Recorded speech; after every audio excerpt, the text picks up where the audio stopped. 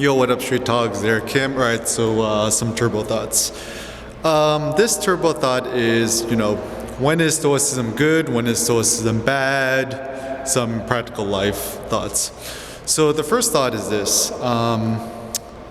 It seems like when you live in a times like right now, where things seem very uncertain, they're kind of like warlike, they're kind of, you can't really plan none, then it seems Stoicism is very advisable. But let's say, in the future, or maybe even in like the 90s, early 2000s, when the world was a lot like more stable or safer, I suppose, then it seems like Epicureanism is more advisable. Because, I've been thinking a lot about this.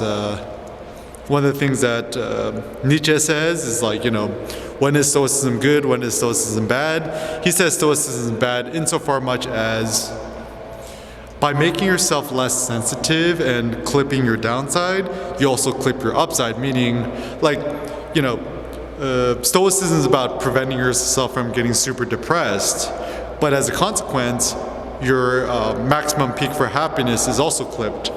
So, I think that there's some wisdom to that, and I still need to think those ideas through. But, practically speaking, if you have roommates, you're married, you have a partner, kids, whatever, then it does seem that Stoicism is the best. Otherwise, let's say you're like, you live alone, or you're single, or you're like a monk, or you're living in a place where there's no like uncertainty, then it seems like kind of this more walled garden approach is good in life. But yeah, so a practical thought is, if other people are acting petty around you, best to just ignore it. Don't acknowledge that they even said it. Maybe even in some ways don't acknowledge the existence of other people. And this is a way to make yourself less emotionally sensitive to what other people have told you. But for the most part, to maintain your like Zen zone, your godlike mental abilities, I really like the idea of having like a godlike state of repose, or like this